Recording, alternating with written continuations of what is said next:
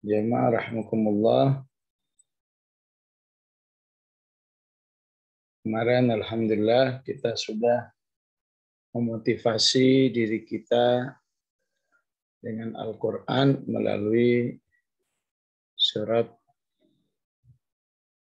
Fatir ayat 29 ya. Pada sore hari ini kita mencoba motivasi kita dengan firman-firman Allah yang ada di surat Yasin ya. Yaitu pada ayat innama tunziru manittaba'a dzikra. Sesungguhnya kamu hanya bisa memberi peringatan, memberi penjelasan-penjelasan tentang hari kiamat yang berfungsi menjadi motivasi persiapan hidup hanya kepada orang yang mengikuti Al-Quran.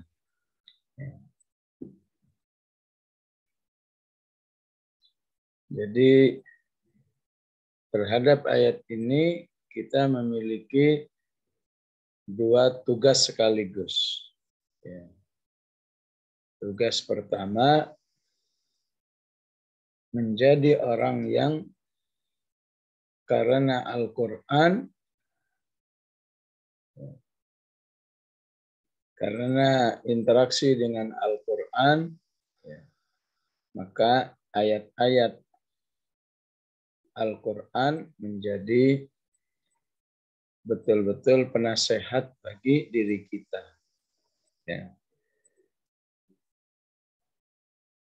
Maka kita bersyukur kepada Allah apabila ada manusia yang bahkan jangankan bisa diingatkan dengan Al-Quran, sekedar tertarik saja dengan Al-Quran, belum bisa. Tentu siapa saja yang melihat orang lain, apalagi orang lain itu yang kita kenal, tidak ada lain kita bersyukur dan mendoakan saudara kita. Maka sekali-kali jangan sampai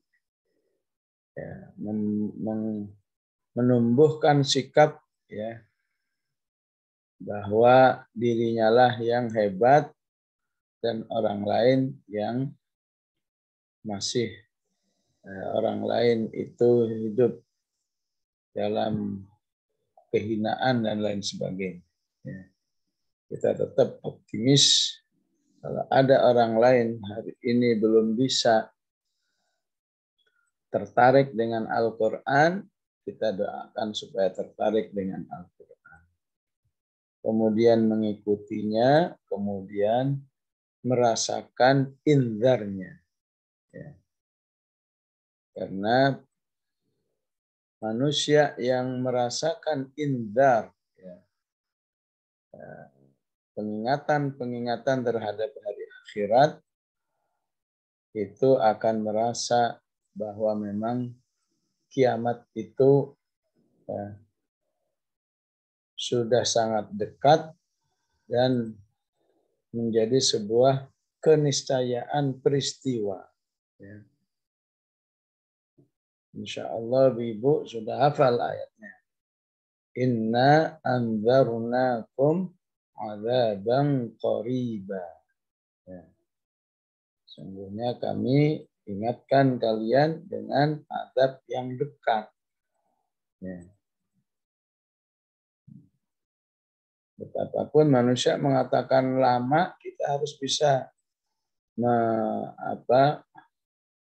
mengikuti bahasa Allah ini. Terlebih sebutlah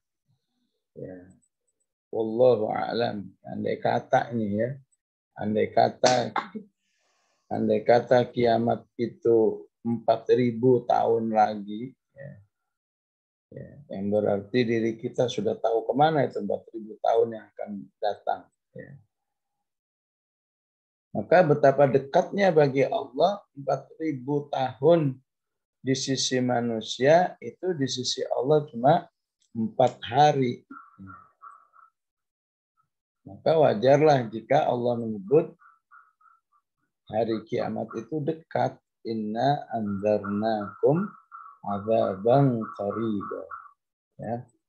Sesuai dengan ayatnya di surat Al-Hajj, wa inna yawman 'inda rabbika ka alfi sanatin mimma ta'uddun. Satu hari di sisi Allah itu sama dengan 1000 hari hitungan manusia, 1000 tahun hitungan manusia di dunia.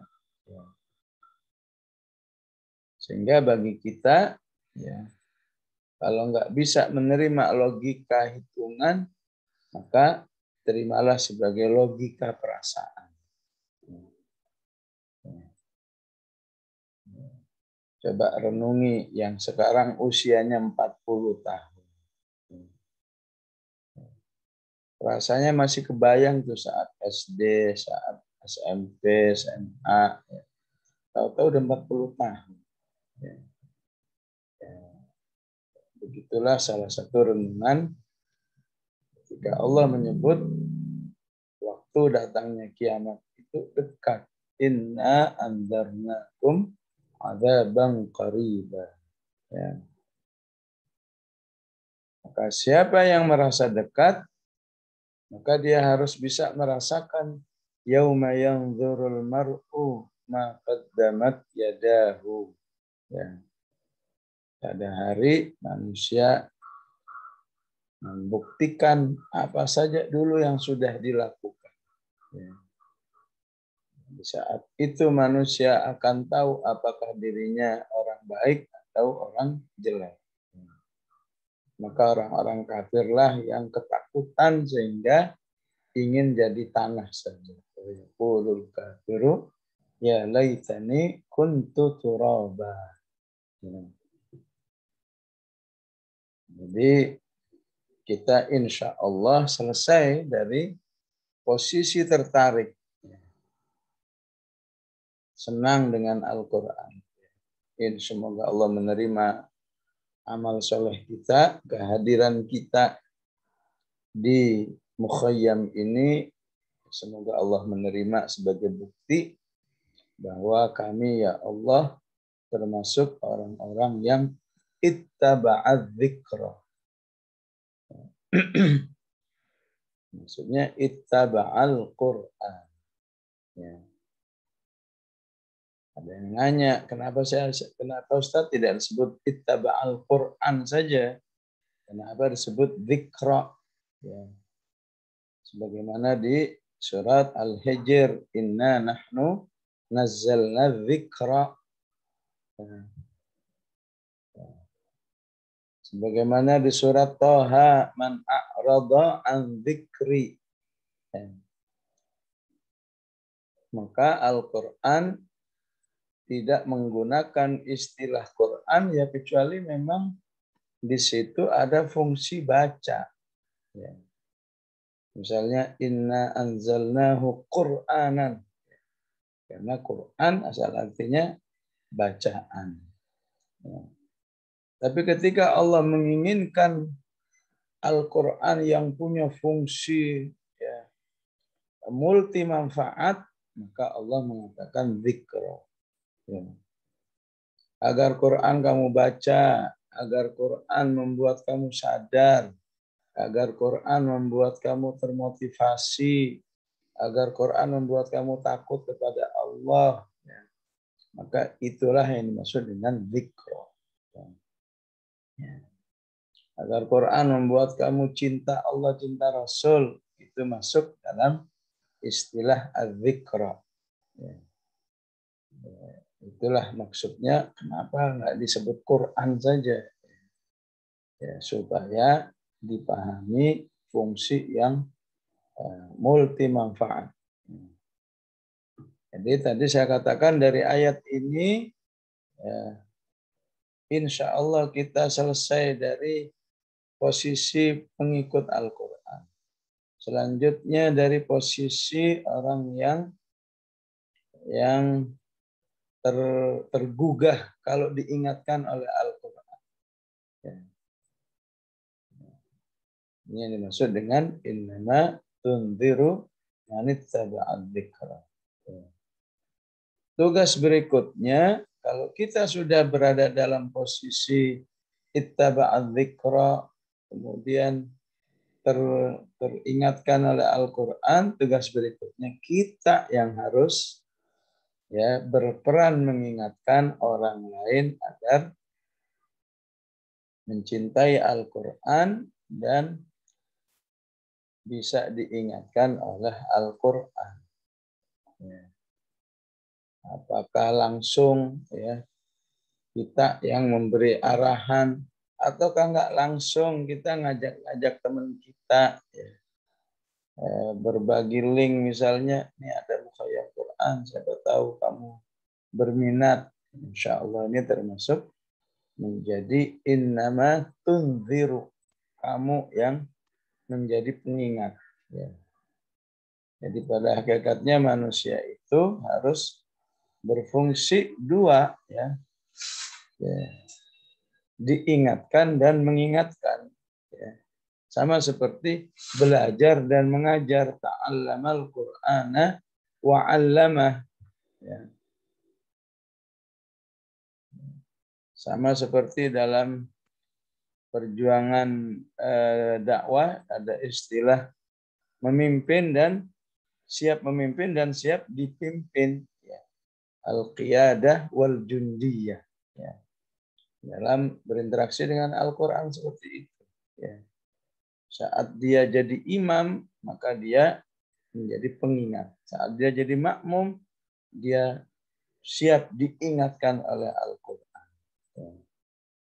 Inilah tujuan kita bermukhayyam Quran ini, salah satunya agar fungsi ini terjadi atau terrealisasi dalam diri kita, insya Allah, agar Al-Quran itu ilmu-ilmunya terserap dalam diri kita.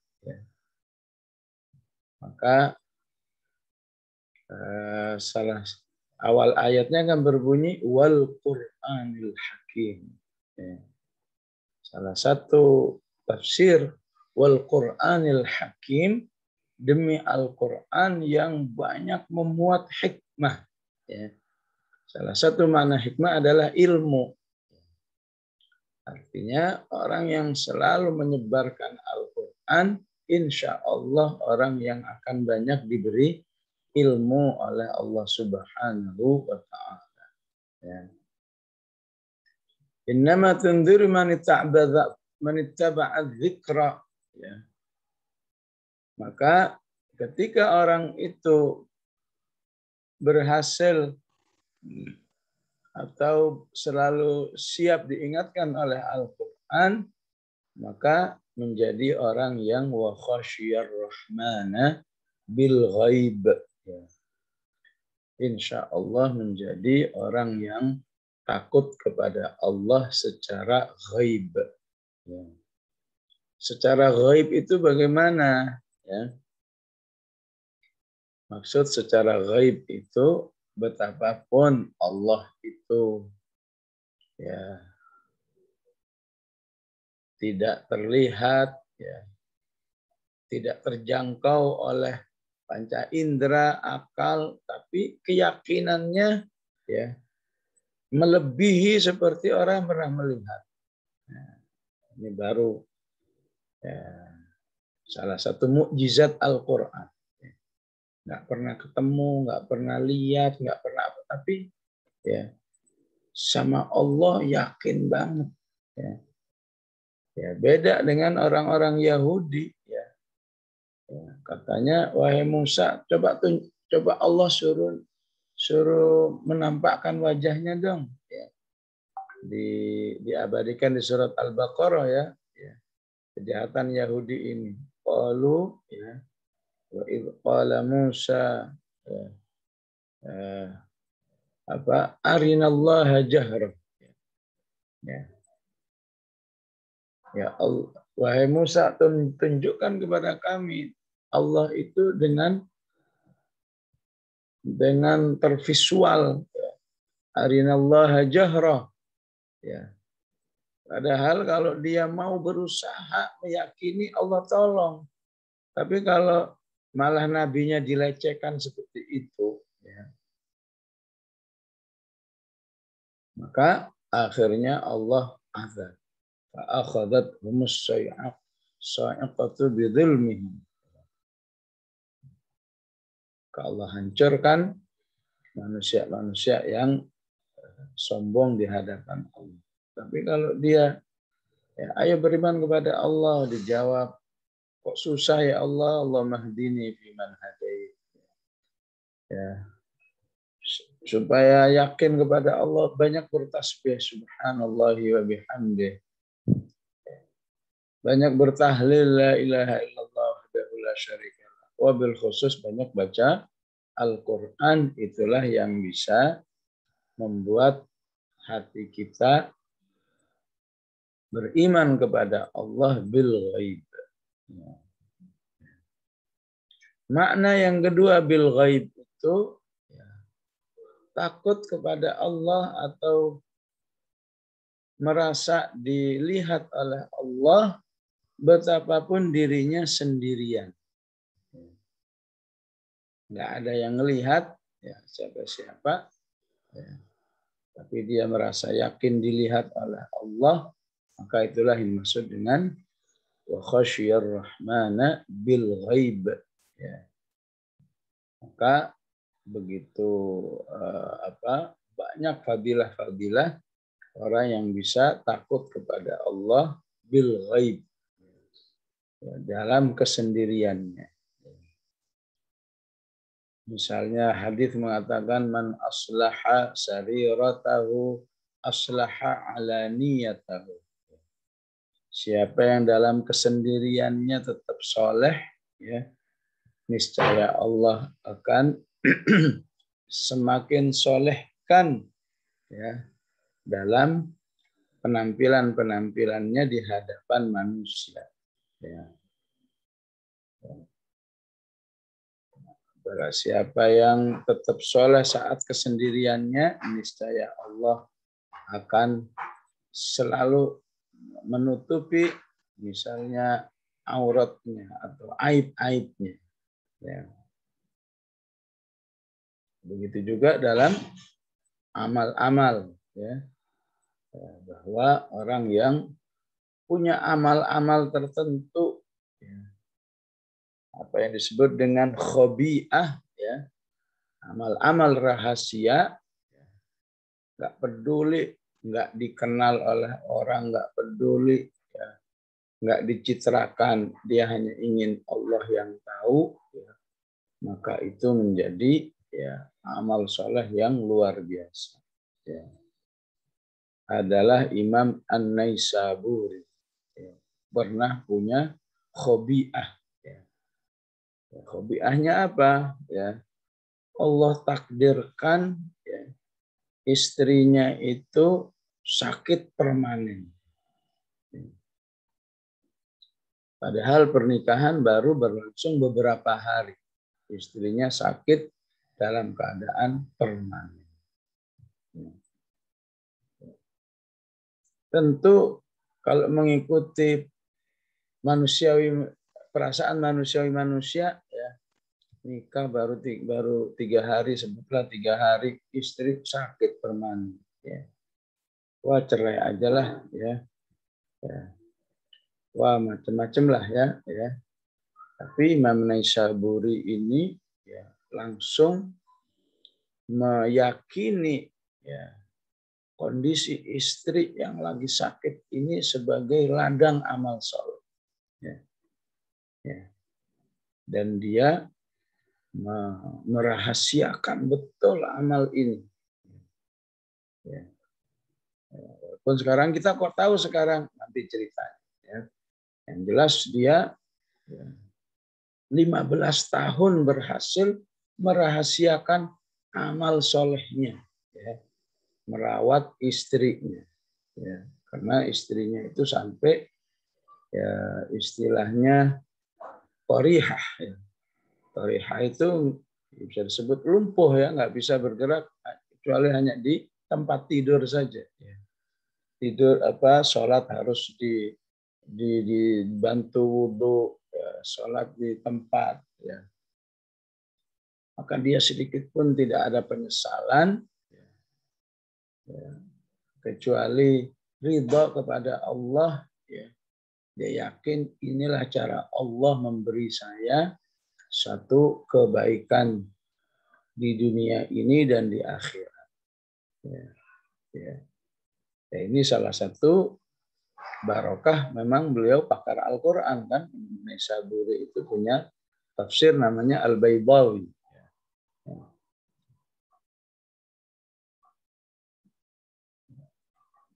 Maka ya, dibalik keikhlasannya merawat istrinya yang sakit dengan penuh kasih sayang itu, ya, ya. Orang-orang melihat Imam Naisaburi ini, ya, menjadi orang yang ucapan-ucapannya itu mudah menyentuh hati manusia. Ya. Ribuan umat Islam selalu istilahnya ternasehati oleh ceramah-ceramahnya. Ribuan orang-orang kafir masuk Islam. Ya. Sehingga membuat murid terdekatnya itu penasaran. Ya, ya Syekh, ya, bisa nggak kami diberitahu gimana bisa menjadi orang seperti ini? Ya. Ini urusan saya dengan Allah, kata. Tapi murid ini enggak putus asa, nanya lagi. Akhirnya kata beliau, mau nggak berjanji? Ya. Tidak akan menyebarkan rahasia saya ini kecuali, ya, kalau saya udah meninggal, boleh. Saya masih hidup, yang pernah kamu cerita ke siapapun. Ya.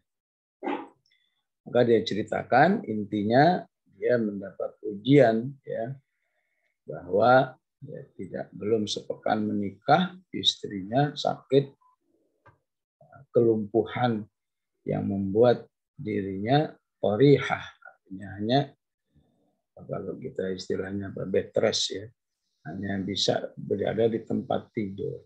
Ya.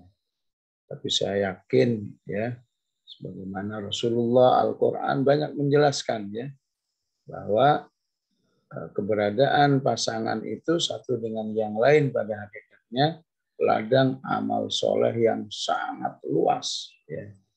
Allah beri saya ladang amal soleh, ya udah saya maksimalkan, ya, sehingga Allah, ya, berikan kepada saya kebaikan, ya, pemberi penyebar hidayah seperti ini.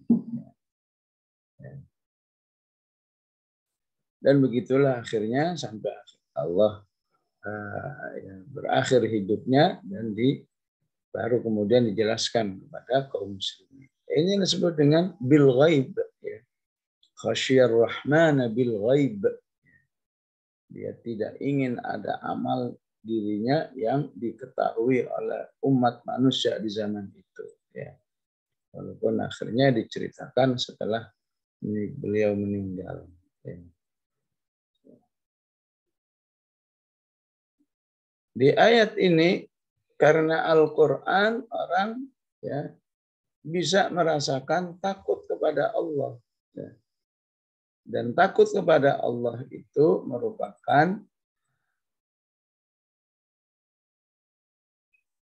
target utama manusia di dalam berinteraksi dengan Al-Quran. Ya. Ini harus kita pahami dengan baik, ya. Ya.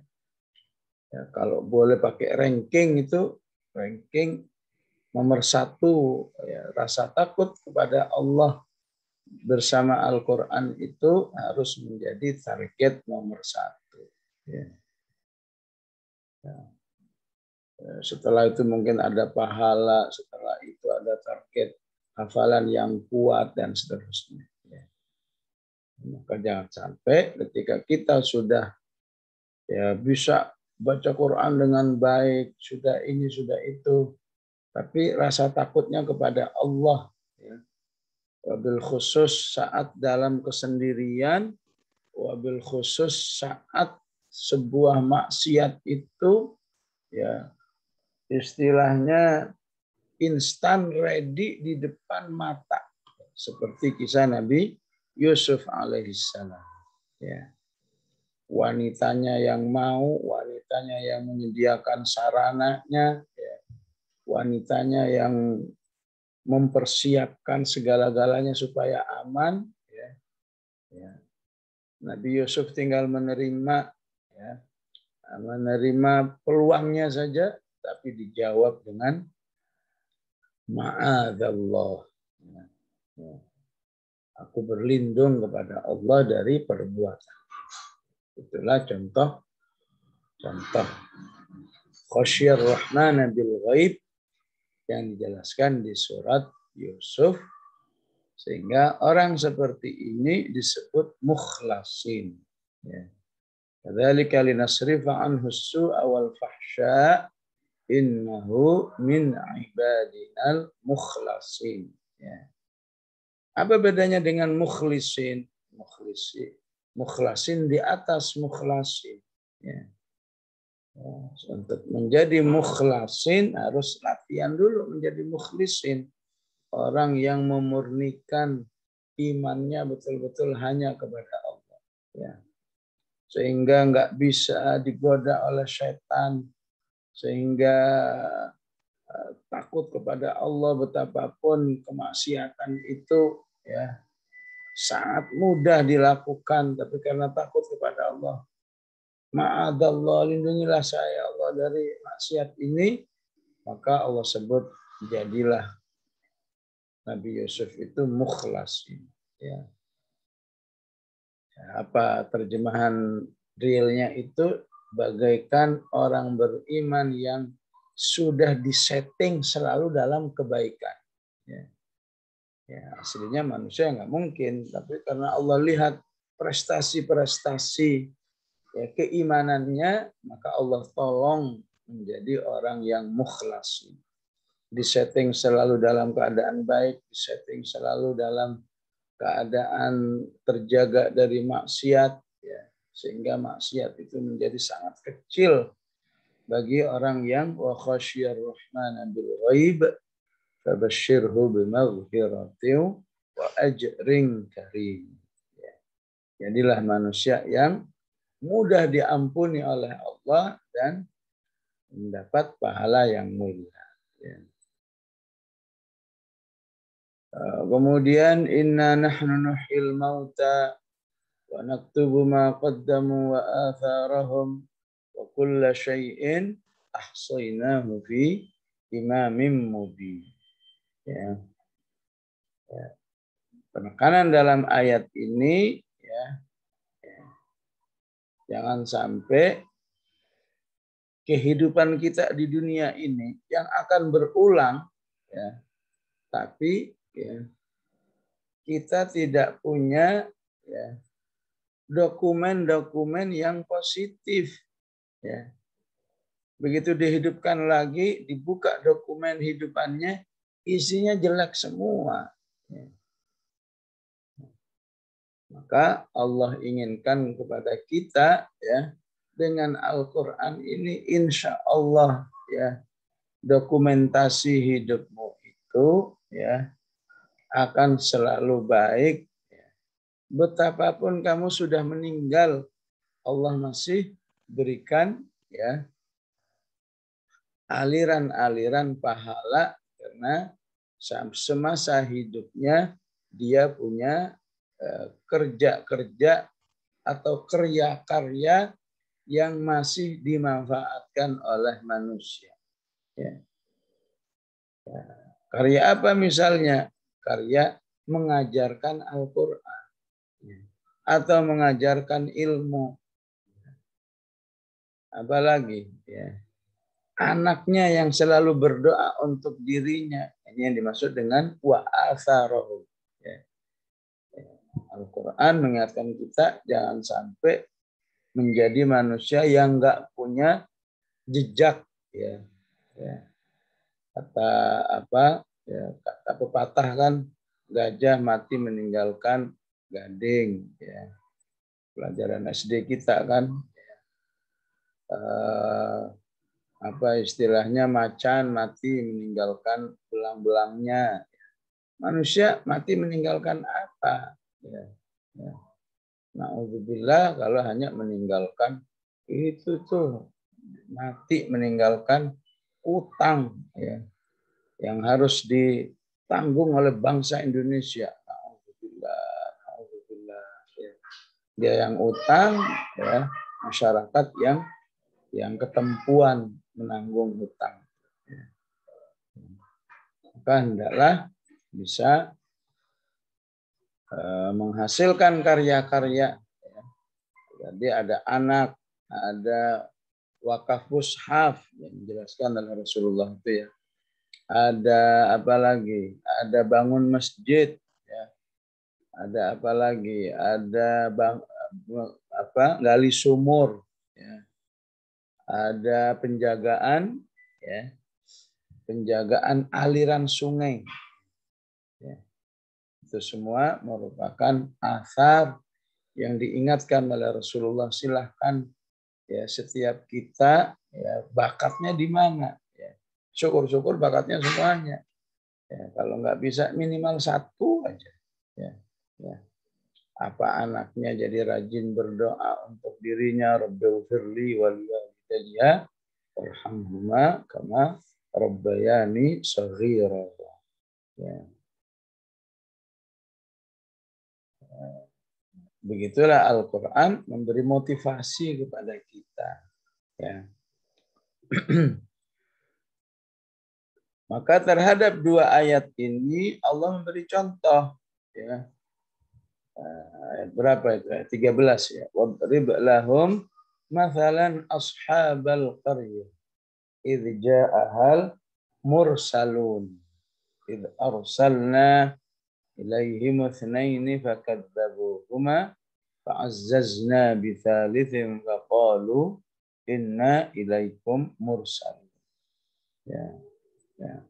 Sampai pada ayat inna tatayyarna bikum la illam tantahu lanarjumannakum wa la yamassannakum minna adzabun alim qalu qa'irukum ma'akum fa in dzukirtum bal antum qaumum musrifun. Ya. Ayat 13 sampai ayat 19. Ini contoh orang-orang yang tadi, ya, udah nggak cinta wahyu Allah, ya, dulu nggak ada Al-Quran, tapi wahyu Allah udah ada, ya, yang disampaikan oleh 3 utusan tadi. Ya. Ya. Udah nggak mencintai, nggak cinta wahyu, nggak mengikuti, ya, nggak mau menerima, ya, ajaran-ajaran 3 utusan Allah. Ya. Ya.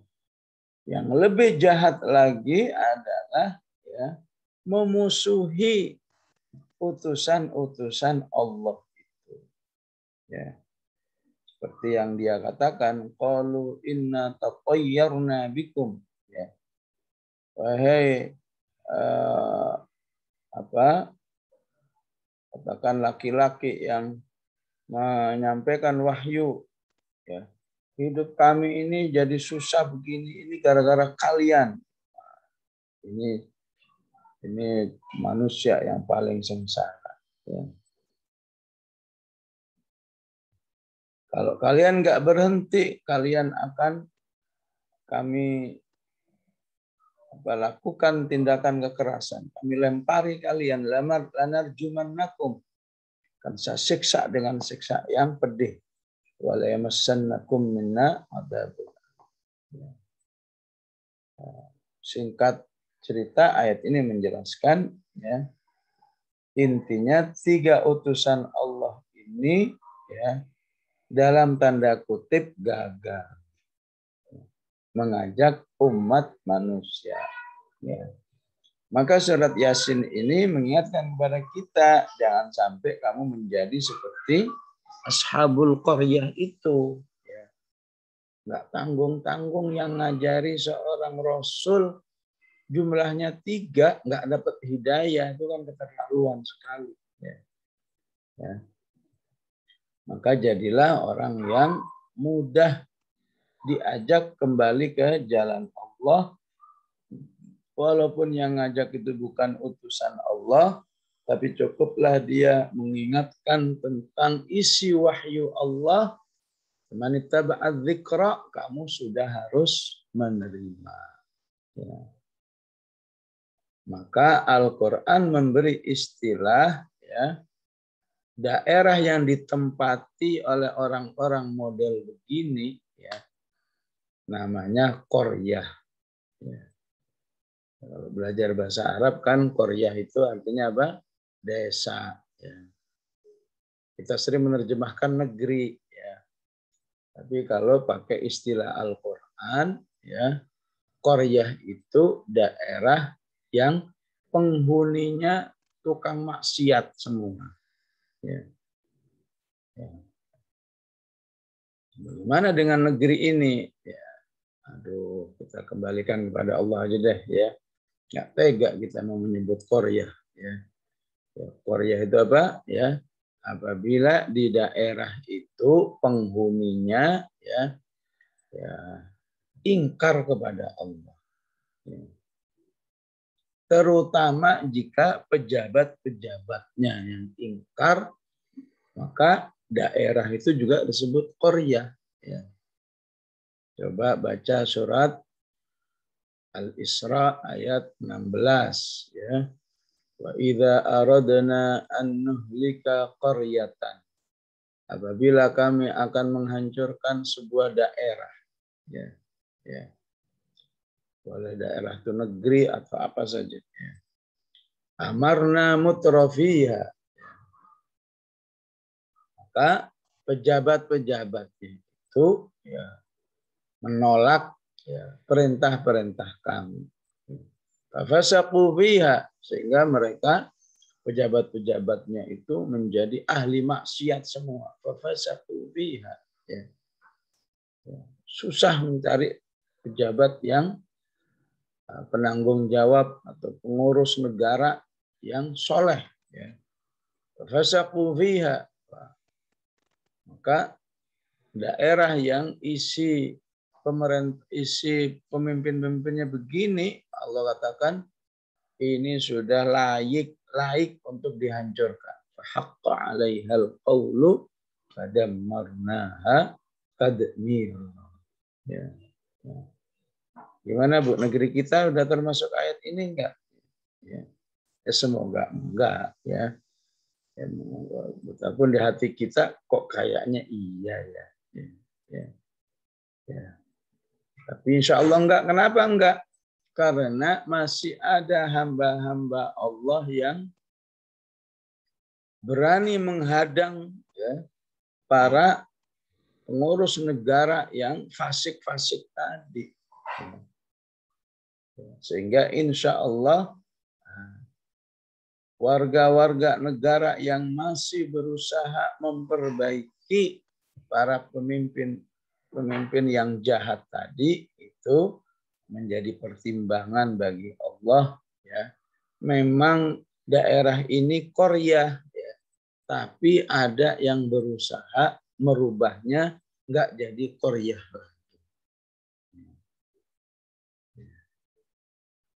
Maka insya Allah tidak mendapat vonis tadi. Fahaqqa 'alaihal qaul. Laik diketok palu untuk apa? Dihancurkan. Fadammarnaha tadmir. Ya. Tapi karena Allah lihat masih banyak itu yang mukhayyam Quran, masih banyak itu yang berdakwah, masih banyak itu yang menjadi soleh, ya. Dan di kepala mereka ada istilah, ya, dakwatus siyasiyah. Kita harus bisa berdakwah dengan tujuan memperbaiki sistem politik di suatu negeri misalnya, ya. Maka berlaku firman Allah ayat 112. Ya. Wa ma kana rabbuka liyuhlikal qura bidzulmin wa ahluha muslihun. Ya.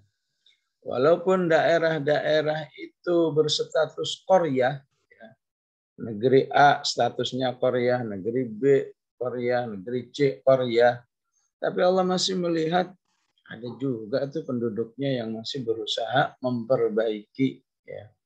Walaupun dikucilkan, walaupun dipenjara, dibunuh, ya. Tapi Allah tahu kenapa mereka diperlakukan seperti itu.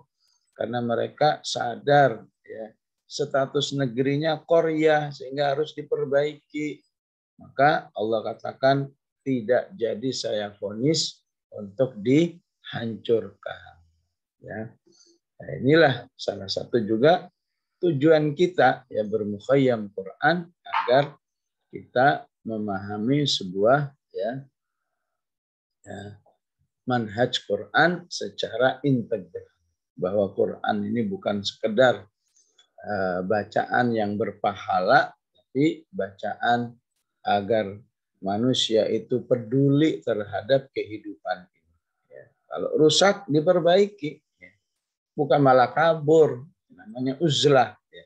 Udah menyendiri aja, udah pada rusak semua, korupsi semua dan lain sebagainya.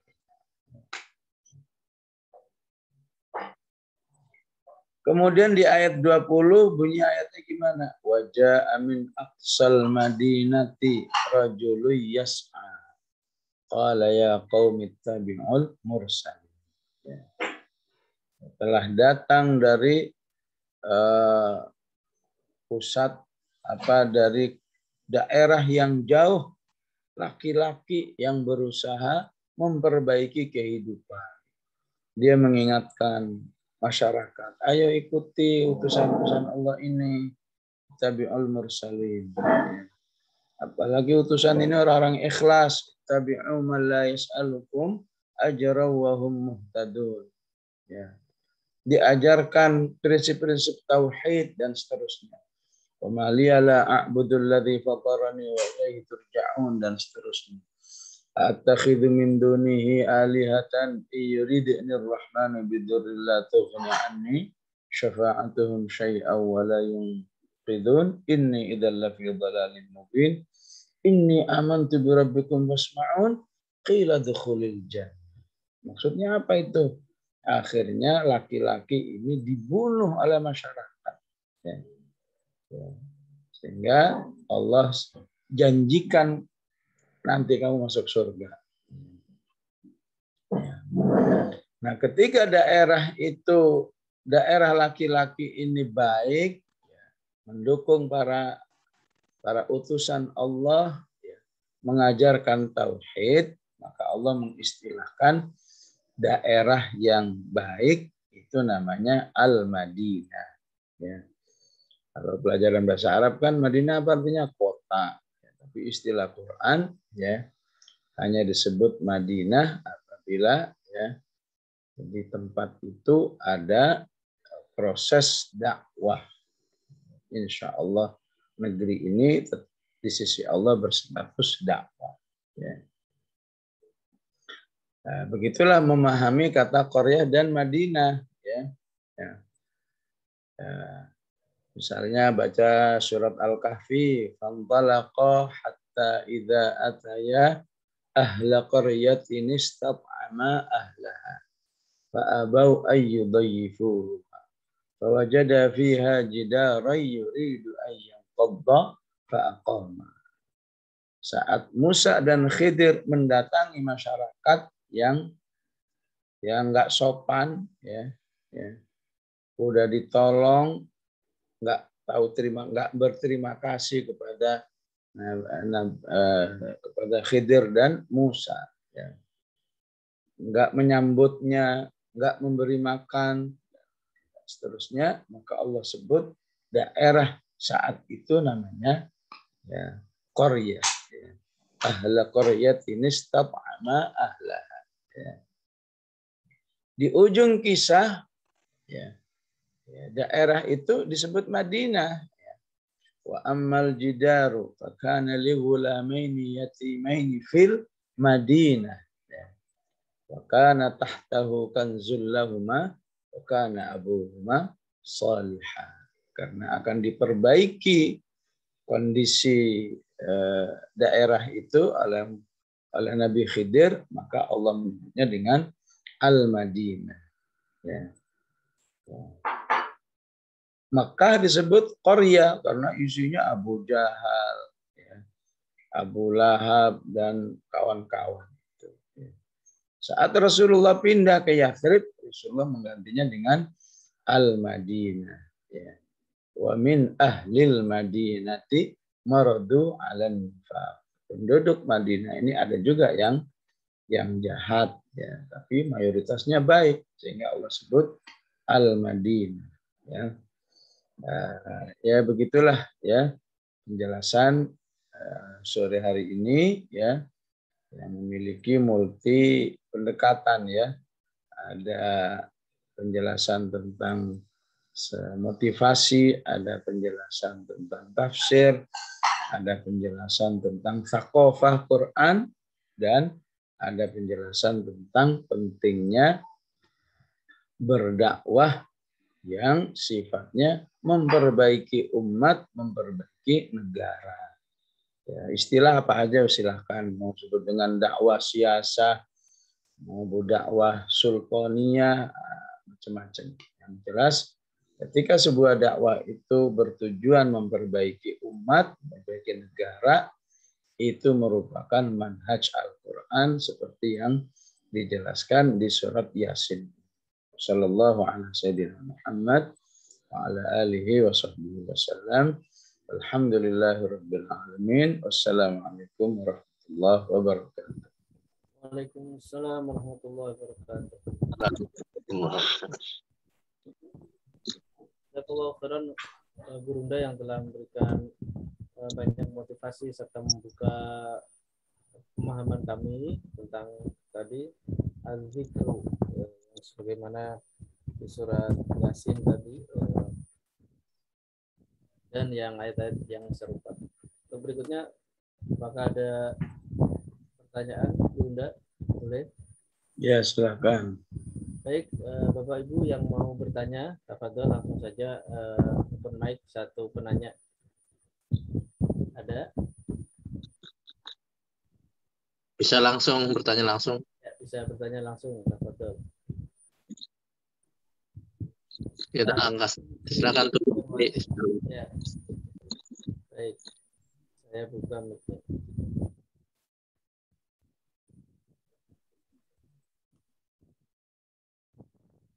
Bisa langsung dibuka mic-nya. Assalamualaikum warahmatullahi wabarakatuh. Waalaikumsalam. Bismillahirrahmanirrahim. Mohon izin Ustadz bertanya tentang surat Yasin itu kan sudah familiar sekali terhadap masyarakat. Pertanyaannya adalah bagaimana ya menyampaikan ke masyarakat yang awam, tidak begitu educated lah ya, kelas menengah agak ke bawah gitu ya, misalnya kayak di pengajian RT gitu. Kiatnya mohon dijawab Ustadz. Terima kasih. Assalamualaikum warahmatullahi wabarakatuh. Waalaikumsalam warahmatullahi. Biasanya yang tidak edukatif itu udah nenek-nenek ya.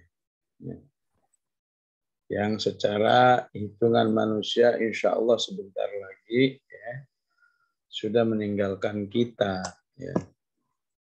Jadi yang penting gimana ini yang terpelajar, yang muda-muda yang terpelajar ini ya, edukatif ini bisa tetap paham ya, jangan sampai terbawa-bawa lagi ya. Dulu karena alasannya tua, sekarang yang muda nggak bisa juga.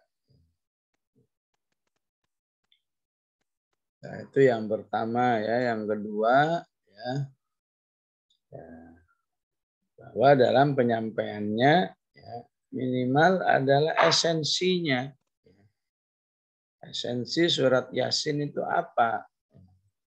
Tadi ya, esensi surat Yasin itu cinta wahyu Allah ya nanti ya cinta wahyu Allah dalam arti siap mengikuti, siap mengamalkan wahyu Allah. Ya. Kemudian nanti ya mengenal Allah dengan baik. Ya. Pada ayat Subhanalladzi khalaqal azwaja kullaha mimma tumbitul ardu wa min anfusihim wa mimma la ya'lamun. Terus itu sampai wa ayatul lahum anna hamalna dzurriyyatahum fil fulkil mashhun. Itu semua ayat memperkenalkan Allah, ya. Artinya bagaimana fenomena-fenomena alam itu bisa membuat kamu kenal Allah, ya. Insya Allah baca terjemahan ya ada yang bisa diserap insya Allah. Kemudian yang ketiga memperkenalkan kehidupan akhirat, ya. Dimulai dari wa nufikha fis suri fa idahum minal ajdathi ila rabbihim yansilun. Qalu ya wailana dan seterusnya sampai pada ayat wa man na'ammirhu nunakkishu fil khalqi afala yaqilun. Ya. Itu semua tentang fenomena akhir. Ya.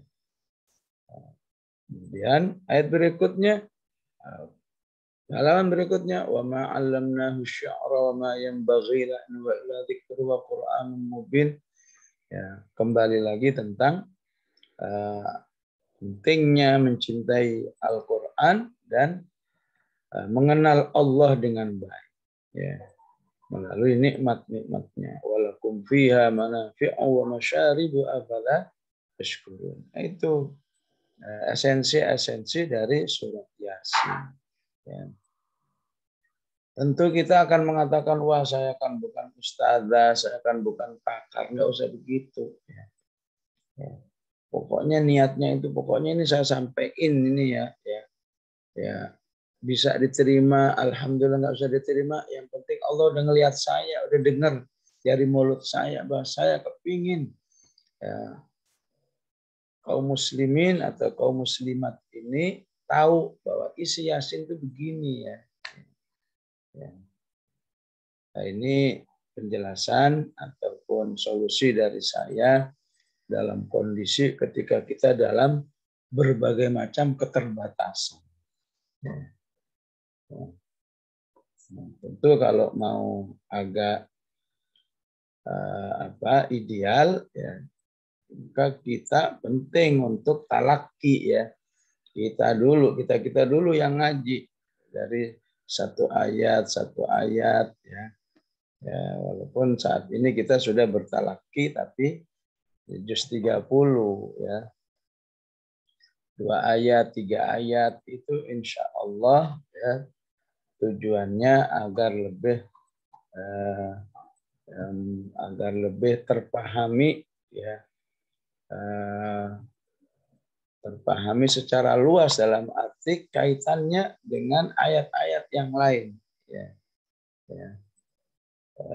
Tentu kita memang belum berkesempatan ya, walaupun saya yakin Ustadz Mamuri dan kawan-kawan dengan RKN-nya insya Allah paling enggak sudah punya niat ya. Suatu saat ada talaki surat Yasin ya.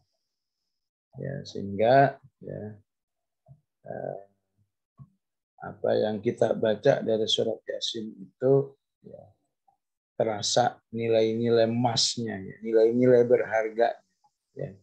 Mungkin selama ini sering dengar, sering baca, kayaknya biasa-biasa aja. Padahal ya barusan kita ya istilahnya secuil-cuil kita angkat ya.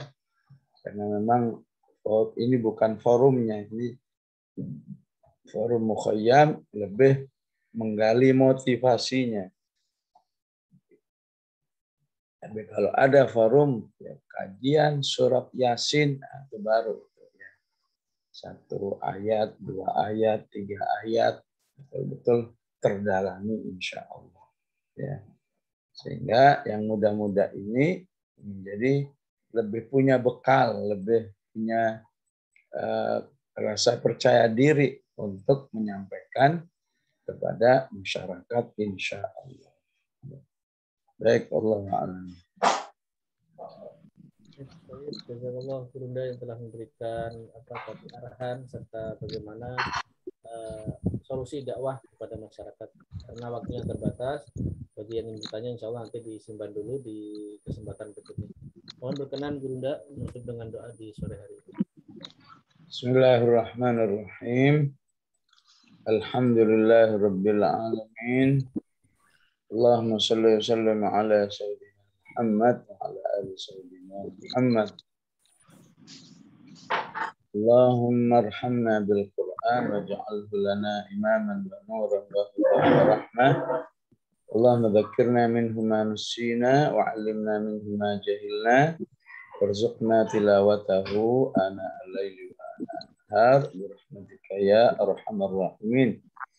Allahumma aslih lana dinana alladhi huwa ismatu amrina wa aslih lana dunyana allati fiha ma'ashuna wa aslih lana akhiratana allati ilaiha ma'aduna waj'alil hayata ziyadatan lana fi kulli khair waj'alil mauta rahatan lana min kulli syarr. Sallallahu ala sayyidina Muhammad wa ala alihi wa sahbihi wa sallam. Alhamdulillahirabbil alamin. Assalamualaikum warahmatullahi wabarakatuh.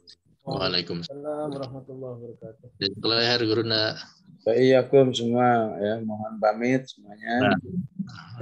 Ustaz. Wa'iyyakum.